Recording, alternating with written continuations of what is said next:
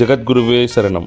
மந்த்ராலய மகான் மகாபிரபு ஜெகத்குரு ஸ்ரீ ஸ்ரீ ராகவேந்திர சுவாமிகளுக்கு என்னுடைய ஆத்மார்த்தமான நன்றிகளையும் வணக்கங்களையும் அவருடைய பொற்பாத கமலங்களில் பணிவுடன் சமர்ப்பிக்கின்றேன். நீங்களும் உங்கள் குடும்பத்தாரும் இகவர சுகம் ஆனந்தம் அனைத்தும் பெற்று ஆனந்த நல்வாழ்வு என்றென்றும் பெற வேண்டும் என்பதனையே பிரார்த்தனைகளாக மீண்டும் குருராஜரின் பொற்பாத கமலங்களில் சமர்ப்பிக்கின்றோம். ஒரு 2 நாளைக்கு முன்னாடி மந்த்ராலயம் செல்லக்கூடிய ஒரு வாய்ப்பு அமைந்தது. குருராஜருடைய ஆணை, அவருடைய உத்தரவு. ஏன்னு கேட்டால், இந்த மாதிரியான ஒரு சடன் ட்ரிப், திடீர்னு போனோம் அப்படிங்கிற ட்ரிப்லாம் அவருடைய அனுகிரகத்தாலும் அவருடைய ஆசைகளாலும் கிடைக்கப்பட்டது. அங்கே ஒரு நாள் மாலை, ரொம்ப ஷார்ட் டேர்ம் ட்ரிப் தான். ஆனால் இப்போ அங்கே நம்ம போன நேரங்கள், அங்கே இருந்த நேரங்கள், அது எல்லாமே பார்த்திங்கன்னா ஒரு ஃப்ரூட்ஃபுல் டைமாக முழுவதுமாக மாலை ஒரு 5 மணியிலிருந்து இரவு ஒரு 11:30 மணி வரை அங்கே அந்த வளாகத்தில் இருந்தோம், அந்த இடத்தில் இருந்தோம். மந்த்ராலய மடத்து பீடாதிபதிகள் ஸ்ரீ ஸ்ரீ சுபதீந்திர தீர்த்த ஸ்ரீபாதங்கள் அவர்களை பார்த்தோம். மகாபிரபு ஜெகத்குரு ஸ்ரீ ஸ்ரீ ராகவேந்திர சுவாமிகளை கண்டவுடன், முதல்ல அந்த மடத்திற்குள் சென்றவுடன் ஒரு சாஷ்டாங்க நமஸ்காரம், ஆத்மார்த்தமான நன்றிகள் 1000 கோடி குருராஜா உங்களுடைய பொற்பாத கமலங்களில் அப்படின்னு சொல்லிட்டு மந்த்ராலய மடத்து பீடாதிபதிகள் ஸ்ரீ ஸ்ரீ சுபதீந்திர தீர்த்த ஸ்ரீபாதங்கள் அவர்களை சந்திக்க நேர்ந்தது.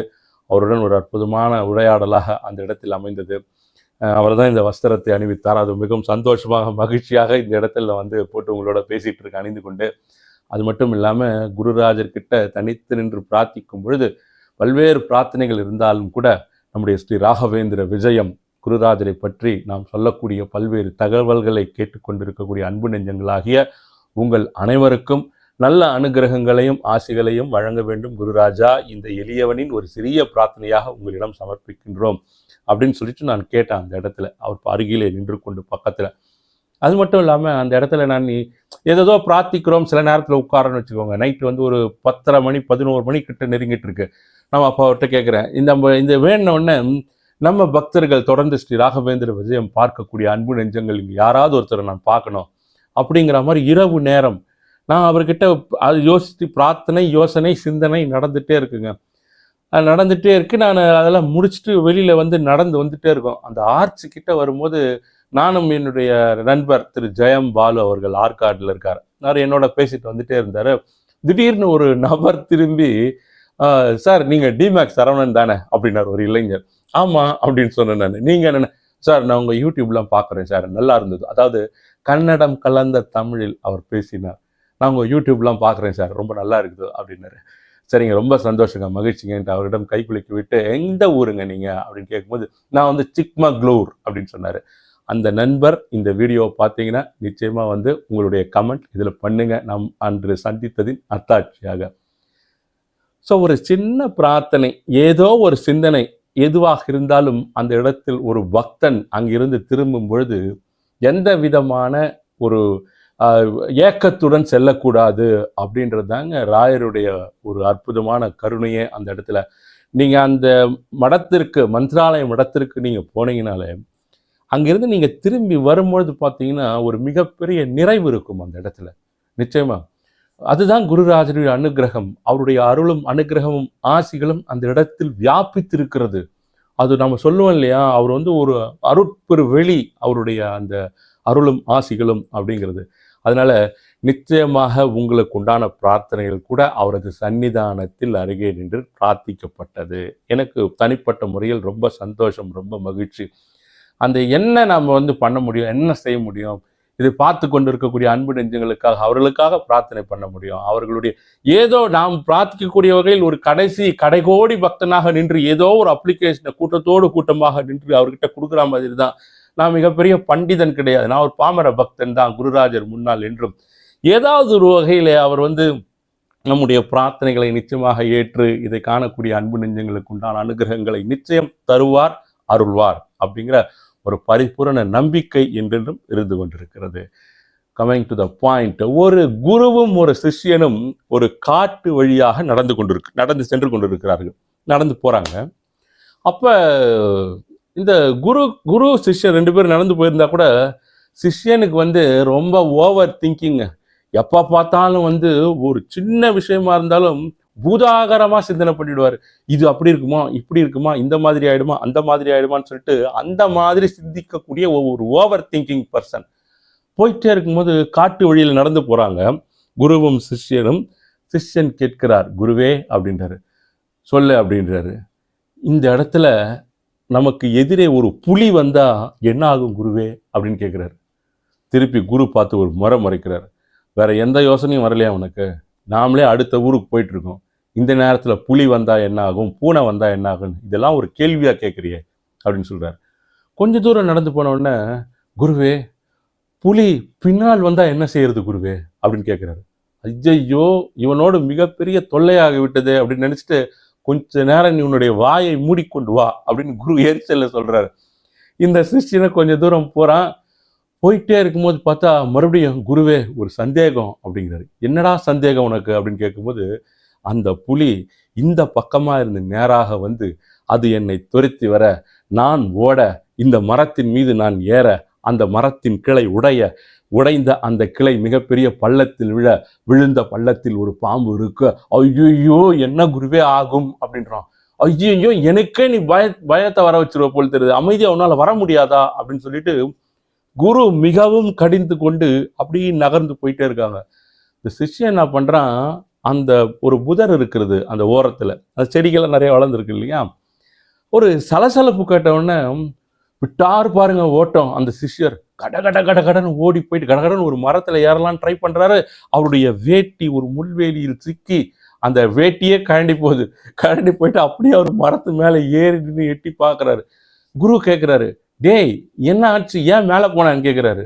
குருவே புலி வந்துருச்சு, நீங்களும் மேல வந்துருங்க அப்படின்றாரு. உன்னுடைய அதிகமான சிந்தனைக்கு அளவே இல்லையா, அது முயல்றாது, கீழே இறங்கி வா, உன் மானமும் போச்சு இந்த பயத்தினால, வேட்டி இல்லை ஒன்றும் இல்லை, பிறந்த மேனியா இருக்கிற, இறங்கு கீழே, முதல்ல அந்த வேட்டி எடுத்து கட்டு அப்படின்னு சொல்றாரு. சிஷ்யன் அப்படியே மெதுவாக பயந்து கீழே இறங்கி வந்து அந்த வேட்டி எடுத்து உடுத்தி கொண்டு கொஞ்சம் தூரம் நடந்து போயிட்டே இருக்காங்க. இந்த சிஷ்யன் என்ன பண்றான், மறுபடியும் குருவே எனக்கு பசிக்கிற மாதிரி இருக்கு அப்படிங்கிறாரு. இந்த ஓவர் திங்கிங் பற்றி தாங்க இது முக்கியமான விஷயங்க. இவங்க நடந்து போயிட்டு இருக்காங்க, அதுக்குள்ள வந்து ஒரு இடைவேளையில ஒரு சில விஷயங்கள். இந்த ஓவர் தாட் பண்ணவே கூடாது எப்பவுமே. அது சத்ரு. அந்த திங்கிங்கிறது நடக்காத விஷயத்தை நடந்து விட்டார் போல சிந்தித்து உங்களை வந்து ஒரு கவலை என்னும் புதைகுழியில் தள்ளி உங்களை சிக்கி சின்ன பின்னமாக்கிவிடும். அந்த சிந்தனை எதுவாக இருந்தாலும் நேருக்கு நேராக பார்த்து கொள்ளலாம்.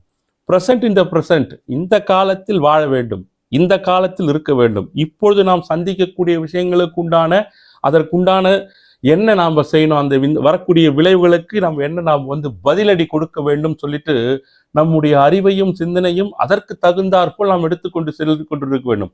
ஏதோ அப்புறம் என்ன பண்ணலாம் என்ன பண்ணலாம் அப்படின்னு யோசிச்சா கூட இப்படி செய்யலாம் அப்படி செய்யலாம்னு சொல்லிட்டு நாம் உடனடியாக அந்த தீர்வை நாம் எடுத்துக்கொண்டு அடுத்த கட்ட நிகழ்காலத்திற்கு அந்த பிரசன்ட் அதற்கு வந்து நம்முடைய வாழ்நாளை நகர்த்தி கொண்டிருக்க வேண்டும்.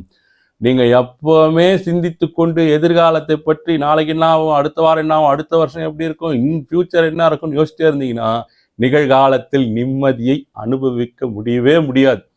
இதெல்லாம் மிகப்பெரிய சைக்காலஜி. அந்த எப்பொழுதும் எக்கணமும் நாம் சந்தோஷமாக மகிழ்ச்சியாக இருக்கணும்னா அந்த பொழுதை குருராஜருடைய பொற்பாத கமலங்களில் சமர்ப்பணம் செய்து விட வேண்டும். நீங்க நாளைக்கு என்ன ஆகுன்னு யோசிக்கிறீங்கல்ல, நீங்க ராயருடைய பக்தியாக இருந்து கொண்டிருக்கிறீர்கள். உங்களுக்கே அந்த யோசனைன்னு கேட்கிறேன். நீங்கள் சரியான திசையில் சென்று கொண்டிருக்கிறீர்கள், குருராஜரை பிரார்த்தித்துக் கொண்டிருக்கிறீர்கள். நாளைய பொழுதை நீங்கள் தான் குருராஜா எனக்கு பார்க்க வேண்டும், உங்களை விட்டால் எனக்கு யார் இருக்கிறார்கள் என்னை வழி நடத்த அப்படின்னு சொல்லிட்டு சரணாகதி பக்தியுடன் அவர்கிட்ட நீங்க வந்து சரணாகதி அடையும் போது உங்களுக்கு எதுவுமே வந்து தவறுதலாக நடக்க வாய்ப்பே கிடையாது.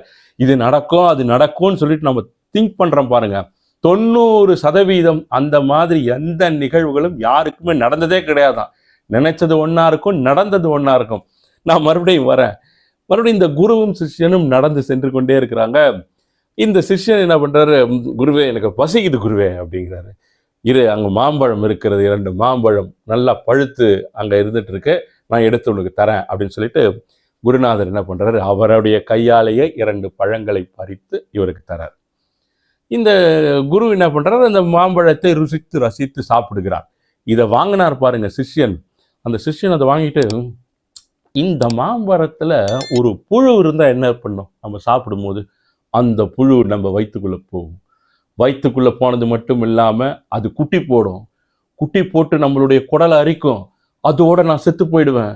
அதுக்கப்புறம் ஊரும் உலகமும் என்ன பேசுன்னா, இந்த மாதிரி மாம்பழத்துல இருந்த புழுவை சாப்பிட்டு இந்த சிஷ்யன் செத்து போனான்னு சொல்லிட்டு ஊரே என்னை வந்து காரி உமிழும் என் மீது அப்படின்னு சொல்லிட்டு ஓன்னு அழறான் சிஷ்யன்.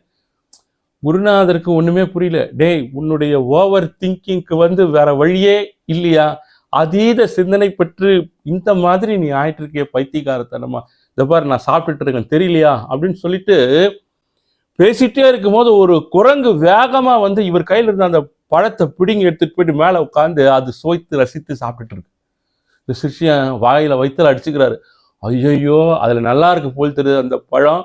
இந்த குரங்கு வந்து எவ்வளோ இன்ட்ரெஸ்டா டேஸ்டா அதை வந்து ருசித்து ரசித்து சாப்பிடுது, அதை நாம தானே சாப்பிட்டு இருக்கணும் அப்படின்னு சொல்லிட்டு தன்னுடைய இயலாமையை நினைத்து அந்த இடத்தில் வருந்துகிறார். பாருங்க, நாம் சில இடங்களில் சில விஷயங்களை செய்யாமல் சிந்தித்து கொண்டு யோசித்து கொண்டிருந்தால் மற்றொருவரால் அந்த வாய்ப்பு அப்படிங்கிறது பறிக்கப்படும். நாம் இப்ப சொன்ன இந்த குரங்கின் மூலமாக. அதனால நல்ல முயற்சி, நல்ல செயல்பாடுகள், நல்ல நோக்கங்கள் நமக்கு இருக்கும்போது ராயர் நம்மோடு இருக்கிறார். அவருடைய அனுகிரகமும் ஆசிகளும் நம்மோடு இருக்கிறது. இதை விட வேறு என்ன நமக்கு வேண்டும்? நாம் சரியான பாதையில் சென்று கொண்டிருக்கிறோம். யாருக்கும் எப்பொழுதும் பதில் சொல்ல வேண்டிய அவசியம் கிடையாது. கூனி குறுகி குழைந்து பேச வேண்டிய அவசியம் கிடையாது. ஏன் பேச வேண்டும்? மிக சரியான பாதையில் நாம் சென்று கொண்டிருக்கலாம். எதை பற்றியும் நமக்கு கவலையே கிடையாது. சரி என்றால் சரி, தவறு என்றால் தவறு அப்படிங்கிற மனோபாவத்தோடு நம்முடைய ஒவ்வொரு நகர்வையும் குருராஜர் கண்காணித்து கொண்டிருக்கிறார்.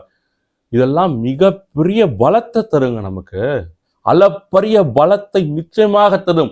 நீங்க எந்த நிலையில இருந்தாலும் சரிங்க, இதை கேட்டுக்கொண்டிருக்கக்கூடிய அன்பு நெஞ்சங்களாக நீங்கள் ஒரு மாணவர்களாக இருந்தாலும் சரி, இல்லை ஒரு பணிக்கு போறவராக இருந்தாலும் சரி, திருமணமானவராக இருந்தாலும் சரி, திருமணம் ஆகாதவராக இருந்தாலும் சரி, முதியவராக இருந்தாலும் சரி, ரொம்ப முதியவராக இருந்தாலும் சரி, இந்த விஷயம் நான் சொல்லக்கூடிய இந்த தகவல் அப்படின்றது நீங்க அவரை பரிபூரண சரணாகதி அடைந்து அவரை பிரார்த்தித்து நம்பிக்கையுடன் தொடர்ந்து காத்திருக்கும் போது நீங்க எந்த மாதிரி உங்களுக்கு பேட்டர்ன்ல பதில் தரணுமோ அந்த பேட்டர்ன்ல உங்களுக்கு பதில் தருவார் மகாபிரபு ஜெகத்குரு ஸ்ரீ ஸ்ரீ ராகவேந்திர சுவாமிகள். இதெல்லாம் என்ன விளையாட்டாங்க இதெல்லாம்? அவர் எப்பவோ வந்து இங்கிருந்து கிளம்பி போயிருக்கணும். அவர் நான் வரலன்னு சொல்லிட்டு அந்த மந்திராலயத்தில் ஜீவ பிருந்தாவன பிரவேசம் செய்து யாருக்காக அந்த இடத்தில் அவர் அமர்ந்திருக்கிறார் அது தெரியுதா?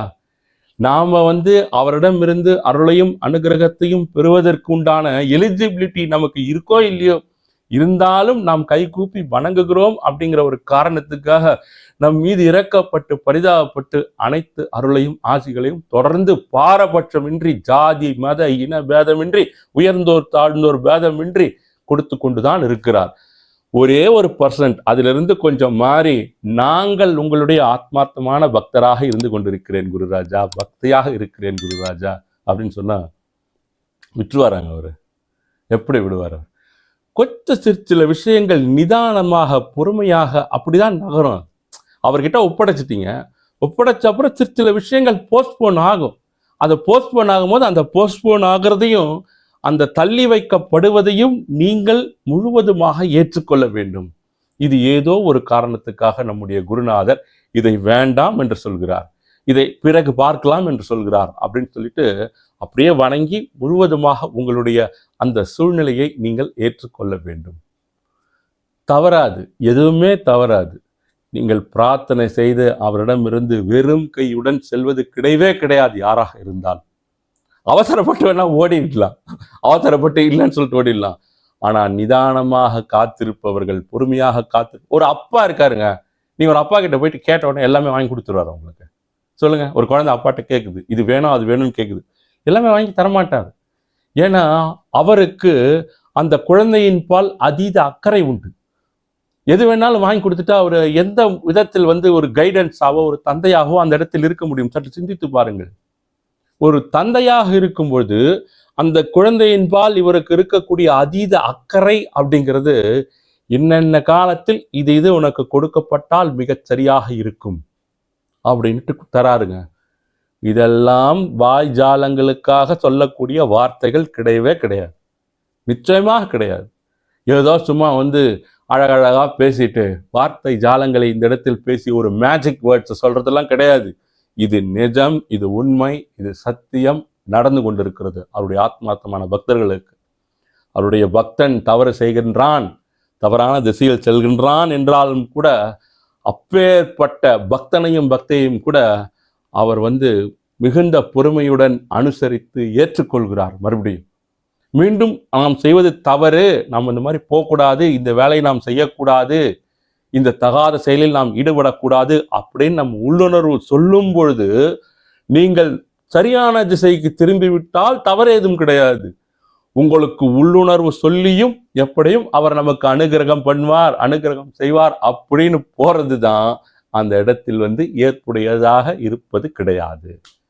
அதனால மகாபிரபுவின் அருளையும் ஆசிகளையும் நிரம்ப பெற்று சந்தோஷத்துடன் மகிழ்வுடன் நீங்கள் இப்போ இருக்கின்ற சூழ்நிலை என்ன சூழ்நிலையாக இருந்தாலும் அடுத்தடுத்த கட்ட சூழ்நிலைக்கு நிச்சயம் நீங்கள் செல்வீர்கள்.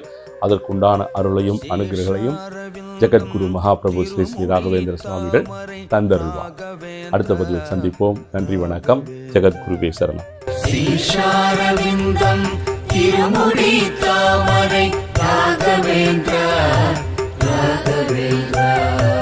முகாரவிந்தம் திருமுகத்தாமரை ராகவேந்திரா ஸ்ரீ ராகவேந்திரா. முகாரவிந்தம்